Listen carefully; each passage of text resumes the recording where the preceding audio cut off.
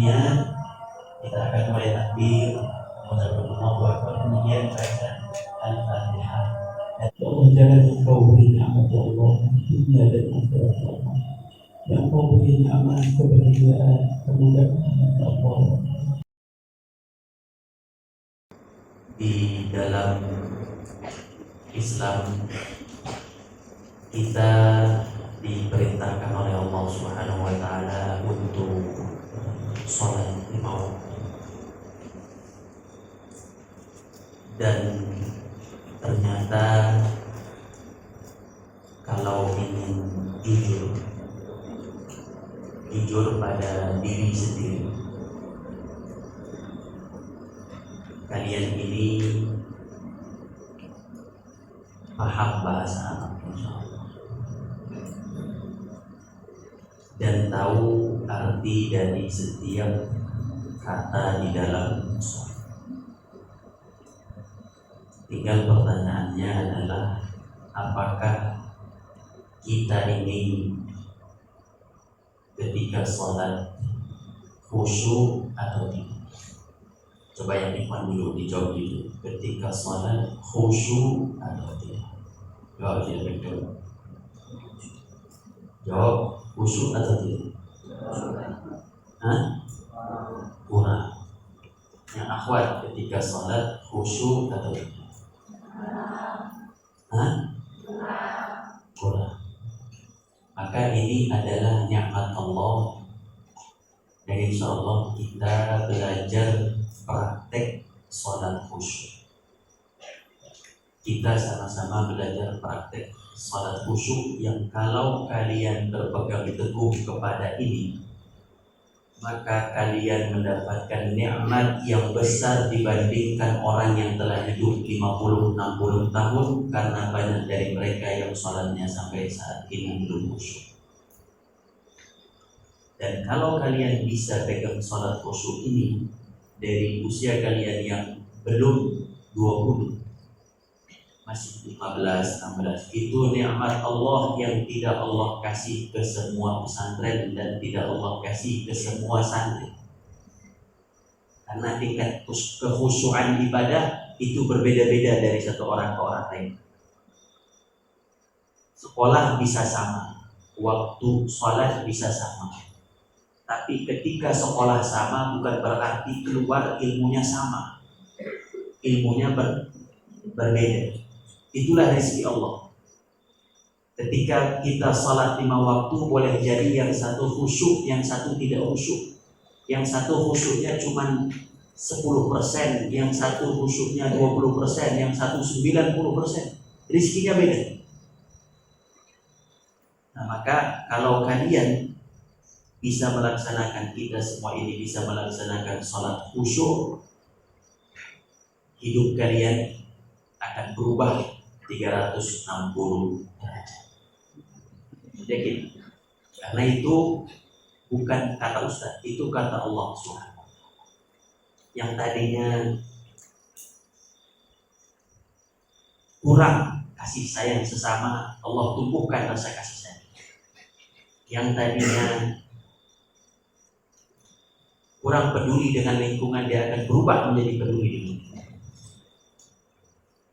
Yang tadinya hatinya berat untuk menolong, dia akan mudah untuk Allah lembutkan menjadi orang yang penolong. Semua akan berubah. Dan itu dimulai dari sholat. Jadi kalau anak-anakku yang kelas 5-6 itu bisa kalah rezekinya dengan yang kelas 1. Kalau yang kelas 1 sholatnya khusyuk, yang 5-6 gak khusyuk. Karena ini masalah ibadah. Ibadah di hadapan ibadah semua kita sama, tidak ada perbedaan. Anak-anakku sekalian, kita bicara tentang sholat terlebih. Sholat ini kata Rasulullah SAW, dia adalah pembeda antara muslim dengan kafir. Bainal rajuli wa kufrihi tarkus shalah. Pembeda antara seorang laki-laki manusia dengan kekufurannya adalah meninggalkan sholat. Orang kafir bisa haji, orang kafir bisa sedekah, orang kafir bisa membiayai orang untuk sholat, untuk haji. Orang kafir bisa berbuat baik, bisa membangun masjid dan seterusnya, tapi dia tidak bisa sholat. Makanya Abu Jahal di dalam Al-Quran, di antara yang dia lakukan di dalam Al-Quran adalah dia memberikan minum kepada para hujjaj, para orang-orang yang haji. Itu amalan luar biasa. Tamu Allah diberikan air minum. Itu amalan luar biasa. Tapi amalan itu tidak membuat Abu Jahal masuk ke dalam surga. Salat, apa itu salat? Sekarang Ustaz, jujur, salat itu buat kalian beban atau hobi? Dijawab, beban atau hobi? Kamu gak bisa mengatakan hobi, karena itu bukan hobi kamu. Sekarang saya tanya, semua kalian suka main games, baik laki maupun perempuan. Gamesnya berbeda-beda antara laki dengan perempuan dan seterusnya. Yang perempuan mungkin main congklak dan seterusnya. Yang laki-laki mungkin main sepeda, main bola dan seterusnya. Pertanyaan Ustaz, kamu bahagia tidak dengan hobi kamu? Orang paling bahagia ketika hobinya itu datang. Jadi dia ketika lagi penat, kamu kalau lagi penat nih, pusing, capek, lelah, baik di rumah, baik di pesantren, kamu akan kembali al-ja'tum ila hobi. Kamu akan cari hobi kalian. Kamu akan kembali kepada hobi kalian. Betul tidak? Pasti kan kamu akan kembali ke hobi kalian. Dan ketika kamu main bola ataupun yang perempuan main raket dan seterusnya, masing-masing orang punya hobi. Setelah hobi yang kamu lakukan itu, kamu merasa capek atau merasa hilang capeknya? Merasa hilang capeknya padahal dia capek. Orang main bola ngos-ngosan capek, habis itu lapar. Jaros Allahu Akbar akhirnya enggak makan, kelaparan pas halaqah. Itu gara-gara main bola. Jadi dia secara jasad dia capek, tapi secara pikiran dia sudah hilang capeknya, dan secara batin sudah terpenuhi. Jadi orang kalau sudah hobi, apalagi hobinya berenang, apalagi misalkan hobinya berenang, besok ada berenang, ketika nyelam itu dia nyelam semua kesulitannya dalam pahala, pas dia keluar kesulitannya tenggelam dan dia keluar dengan kebahagiaan. Itu hobi. Hobi itu menghilangkan stres. Walaupun dia setelah berenang ingusan. Ya mungkin kan. Setelah berenang ingusan, demam. Tapi ditanya, ente kapok enggak berenang? Enggak mungkin, karena itu hobi. Orang yang main bola kakinya apa istilahnya, keseleo dan seterusnya, berhenti dia main bola. Kenapa dia nggak berhenti main bola? Itu hobi. Karena hobi menghilangkan penat dan dia adalah sebuah kesenangan, terpenuhi hatinya. Sekarang kalau Ustaz tanya, jujur, pilih hobi kamu atau pilih sholat? Kamu jujur dong. Kalau suruh pilih, lebih senang hobi atau sholat? Jujur, itu bohong. Jujur, coba jujur dulu, jujur. Lebih milih hobi apa sholat? Jujur aja. Ustadz dulu hobi, sekarang nggak lagi. Taubat. Kamu kan sekarang masih hobi, nanti mudah-mudahan berubah dari hobi menjadi. Dan ketika sudah, dan ternyata itu tidak bisa diganti oleh dunia seisi. Ketika kamu sholatnya khusyuk, nanti kita pelan-pelan belajar, dia nggak bisa. Hanya mungkin orang-orang tertentu saja yang langsung bisa khusyuk, nilainya 9. Jadi kalau 1 sampai 10 dia nilainya 9, 9,5 itu mungkin orang-orang tertentu yang Allah kasih. Tapi kamu yang masih pelan-pelan belajar nggak? Nanti praktek, Ustaz saya masih 1 nilainya, saya masih belum apa belajar. Karena sholat itu 5 waktu. Anak-anakku sekalian, orang sholat yang khusyuk, Ustaz katakan tidak bisa diganti dengan dunia dan seisi. Orang mencari kebahagiaan itu biasanya 4. Semua kita ingin bahagia, betul tidak? Kamu ingin bahagia, santri, Ustaz ingin bahagia, semua guru ingin bahagia, semua ingin kita bahagia. Kebahagiaan di dunia orang mencari di 4 titik. Pertama dicari di harta, ternyata tidak dapat di harta. Kalau harta membahagiakan tidak mungkin Qarun akan ditenggelamkan Allah.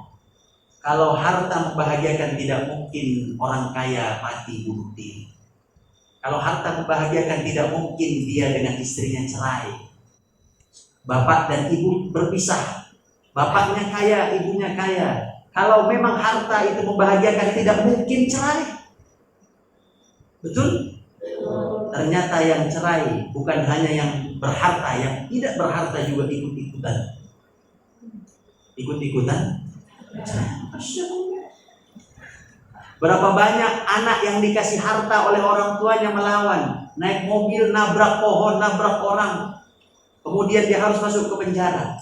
Berapa banyak anak yang dikasih harta oleh orang tuanya mabuk-mabukan narkoba, main hal yang tidak baik. Harta, dia tidak selalu memberikan kebaikan.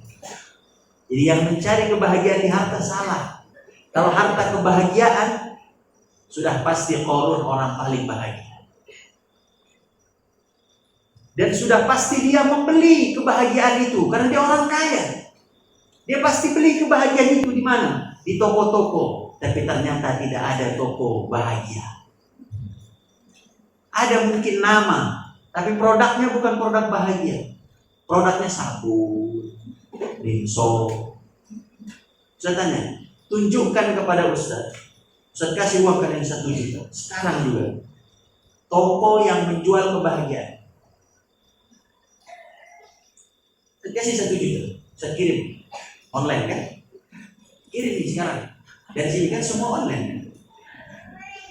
Yang kedua, tolong tunjukkan kepada Ustaz sekarang. Ustaz kasih 2 juta rupiah. Sekarang Ustaz transfer. Obat bahagia. Cari. Ustaz saya pernah tuh beli.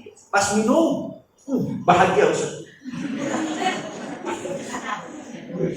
Cari. Ada. Ini Ustaz transfer. Siapa yang mau 2 juta? Ada yang punya saudaranya jualan obat? Atau keponakannya dan seterusnya? Atau dokter? Tanya. Dokter jantung juga, dia sakit jantung. Dia pusing juga sama jantungnya.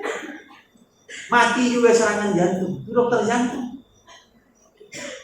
Jadi kebahagiaan itu pertama orang yang cari di mana? Di harta. Dan yang kedua, orang yang cari kebahagiaan di mana? Tahta jabatan. Jabatan. Kalau jabatan itu adalah membahagiakan, maka orang yang paling bahagia adalah Firaun. Orang yang paling bahagia siapa? Firaun. Firaun bahagia tidak? Dari mana kita tahu dia tidak bahagia? Karena dia punya sifat was-was, takut. Karena dia mimpinya apa? Akan ada seorang bayi dari kalangan Bani Israel yang akan menggulingkan kekuasaannya. Habis itu was-was nggak bisa tidur. Malam-malam dia bingung, kemudian dia nulis peraturan baru, semua bayi laki-laki dibunuh. Was-was kebahagiaan. Bahagia tidak was-was? Nggak ada. Was-was itu ketakutan. Nggak ada orang bahagia dengan ketakutan, nggak ada. Contoh, mungkin kamu menganggap kebahagiaan itu kalau kita makan burger. Ini makan burger di KFC bahagia. Makan burger di KFC. Kemudian tiba-tiba, mohon maaf, ada orang yang menodong kamu dengan pistol. Kasih uang atau kasih nyawa? Kamu bahagia tidak makan itu? Bahagia. Was-was, takut. Firaun yang ngaku Tuhan takut, apalagi kamu yang tidak ngaku Tuhan pasti takut. Takutnya lebih banyak. Firaun aja yang punya kekuasaan kalau perang nggak pernah kalah, itu masih punya rasa takut. Dan takutnya sama bayi lagi. Apa tadi yang pertama? Harta, jabatan. Dan yang ketiga pasangan hidup. Yang laki cari yang cantik, yang perempuan cari yang ganteng. Kalau itu contoh kebahagiaan, kalau itu memang kebahagiaan, tidak mungkin ada laki ganteng, perempuan cantik cerai. Lahir anak, anaknya ganteng, anaknya cantik, tapi narkoba, tapi melawan, tapi nggak mau kalau disuruh. Itu bahagia tidak? Ya. Jadi dia nyari di mana? Nyari di harta tidak dapat, nyari di jabatan tidak dapat, nyari di mana lagi? Di pasangan hidup tidak dapat, yang keempat dia nyari sambil wisata. Kayaknya kalau kita jalan-jalan ini bahagia. Kayaknya bahagia. Mungkin kamu bisa senang bahagia pada waktu itu saja. Pada waktu sehari, 2 hari kamu pergi saat itu. Misalkan kita pergi ke Gunung Salak atau pergi ke tempat-tempat wisata. Mungkin kamu bisa bahagia pada saat itu. Ke Jungleland bahagia, kayaknya surga dunia ada tuh. Jungleland tuh udah kayak Assalamualaikum. Tibetum fadkhuluha khalidin. Pas keluar dari Jungleland, keluar dari tempat wisata. Wah, kebahagiaanku tertinggal. Dan tidak semua orang wisata bahagia, karena tidak sedikit orang yang wisata pulang tinggal jasa dan tinggal nama. Jadi kebahagiaan itu orang cari di depan. Dan kalau Ustaz mau tanya, kamu mau bahagia terus menerus atau mau bahagia sebentar? Semua ini terus menerus dan banyak. Maka Allah Subhanahu wa Ta'ala tidak meletakkan kebahagiaan pada makhluk. Karena semua yang 4 ini adalah makhluk. Allah tidak meletakkan kebahagiaan di makhluk. Karena yang 4 ini, harta, jabatan, pasangan hidup, dan wisata adalah makhluk. Dan Allah tidak meletakkan kebahagiaan pada makhluk. Tapi Allah meletakkan kebahagiaan pada diri Allah sendiri. Makanya cara untuk mendapatkan kebahagiaan, Ustaz, kalau kebahagiaan itu dengan Allah, letaknya ada pada Allah, bagaimana caranya kita mendapatkan kebahagiaan? Jawabannya mudah. Kita melaksanakan sholat 5 waktu dalam sehari, tapi dengan khusyuk syaratnya ya. Kalau tidak dengan khusyuk, tidak dapat nanti kebahagiaan. Sholat 5 waktu dalam sehari, dengan sholat dengan khusyuk, kamu pasti akan bahagia 5 waktu itu. Dan tidak mungkin tidak bahagia. Kenapa bahagia? Karena kamu tersambung langsung kepada Rabbul Alamin yang memiliki alam semesta. Tinggal pertanyaannya, gimana kita sholat khusyuk? Kembali lagi, gimana caranya sholat khusyuk? Kemarin Isya, Ikhwan sudah sedikit pelan-pelan menerapkan sholat khusyuk pada waktu Isya. Betul? Dan Ustaz sampaikan ketika meluruskan shaf. Luruskan shaf kalian, karena shaf adalah kesempurnaan sholat, dan hadirkan hati, karena kehadiran hati adalah kekhusyukan sholat. Itu pegang baik-baik itu kalimat. Maka kemarin kalau kita salat, biasanya kita jam 20, jam 8 malam itu udah bubar. Atau lewat dikit sudah bubar. Kemarin itu yang Ustaz lihat yang 20.15 itu baru bubar di Ikhwan. Karena salat isyanya hampir 15 menit. Kemarin berapa salat isya? Hampir 15 menit. Dan kamu mungkin yang khusyuk itu nggak terasa 15 menit. Iya. Dan kamu nggak terasa itu. Makanya orang kalau sudah sholat khusyuk itu 2 rakaat 10 menit. 2 rakaat dia bisa 10 menit. Makanya Nabi SAW itu kalau sholat bacanya dari mana? Dari pernah satu kali sahabat Nabi ikut melihat Nabi malam-malam tahajud, kemudian ikut di situ di sampingnya anak muda kayak kami. Abdullah bin Abbas atau Abdullah bin Mas'ud. Ikut sholat bacanya dari Al-Baqarah, Ali Imran, An-Nisa. Besoknya nggak mau ikut lagi. Itu makomnya makom Nabi, memang berat itu, berat. Ketika rukunya sepanjang dirinya. Itu tuh kalau sudah nikmat sholat. Kamu lupa dengan dunia dan seisinya.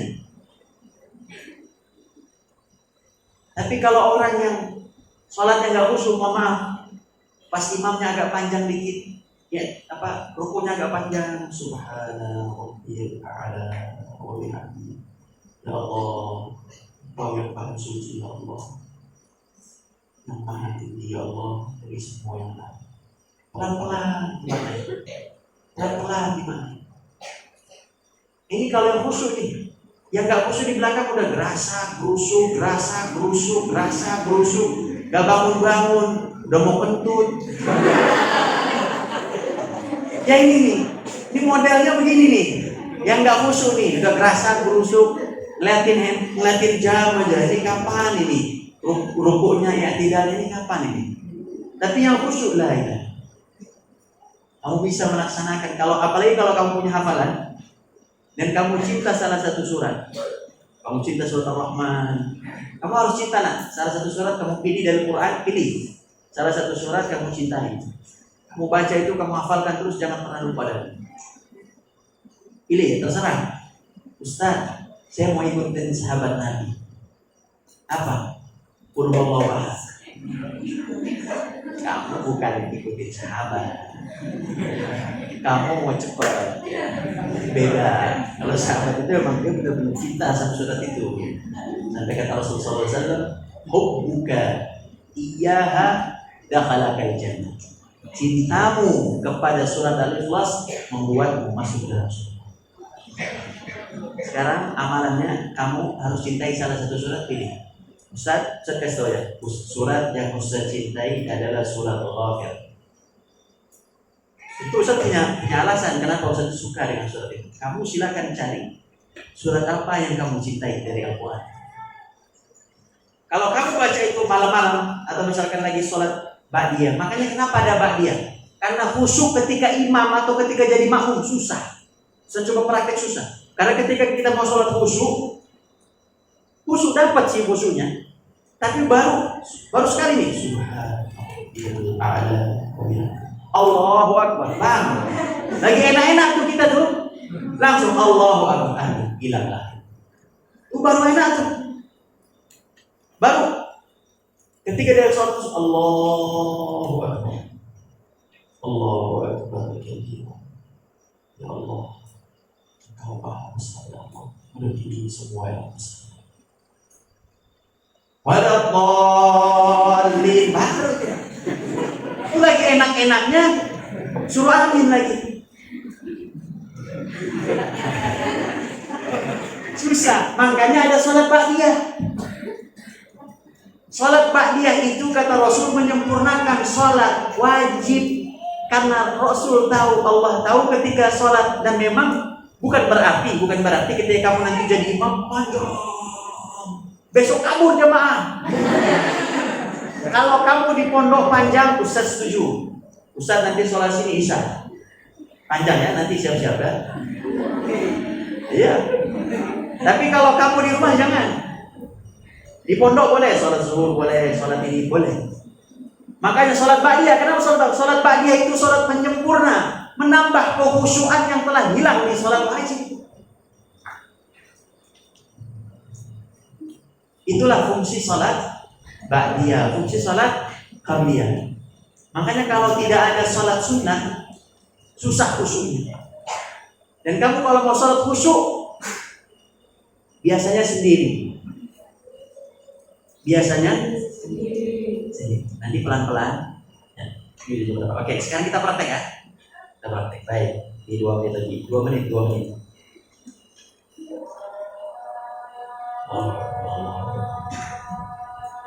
Praktek. Coba sekarang semua berdiri.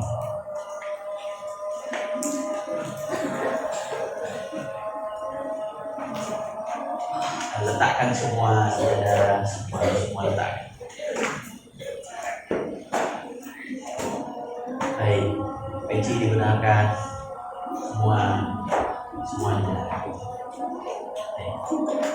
Coba semuanya setelah hatinya dihadirkan, setelah pikirannya dihadirkan, tolong semuanya niat dalam hati, niat sholat bisa dalam hati dan diterjemahkan di dalam hati niat itu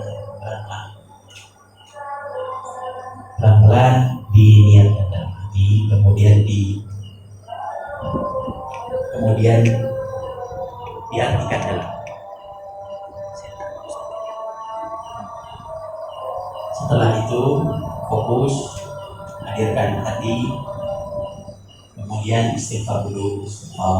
Tiga kali dalam hati, Allah astagfirullah, ampuni dosa saya, ampuni dosa kata saya Allah, tangan saya Allah, kaki saya ampuni ya Allah, Engkau maha pengampun ya Allah, Engkau semesta ini ya Allah. Kemudian niat tadi ya Allah, semua saya dosa bisa kepada menyebabkan niat. Setelah niat kita akan mulai takbir, mengucapkan Allahu Akbar, kemudian baca Al-Fatihah dan diterjemahkan dan itu ketiga kita coba untuk melakukan takbir. Allahu Akbar.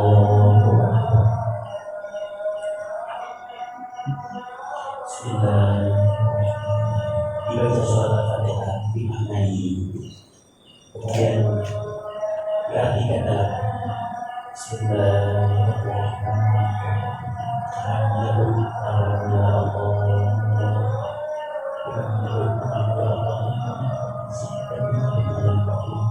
Dan mengasihi saya dan sepuji bagi sampai saya bisa dan menyayangi saya dan kedua orang tua saya.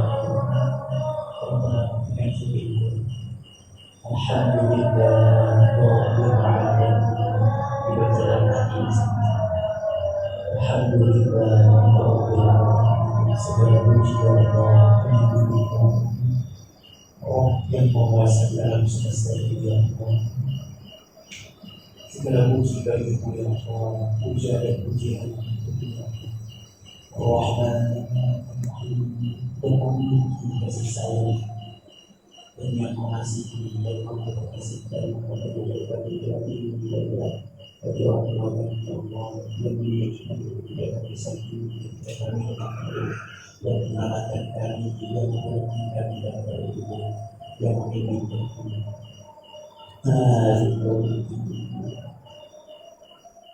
Allah memiliki Allah memiliki surga Allah, kami memiliki neraka Allah. Ya Allah, masukkan kami dalam surga balik yaumiddin, semua adalah milikmu ya Allah. Balik yaumiddin, iyyaka na'budu wa iyyaka nasta'in. Hanya kepadamu ya Allah kami melaksanakan ibadah. Kami tidak akan ibadah kepada yang lain ya Allah. Kepadamu kami sujud, kami rukuk, berpuasa untukmu ya Allah, kami menuntut ilmunya untuknya. Wa iyyaka nasta'in, dan kami meminta pertolongan dari kepada Allah yang Maha Kuasa, yang Maha Agung. Ihdinas siratal mustaqim. Ya Allah, tunjukkan kami jalan yang lurus ya Allah, bukan jalan kesesatan.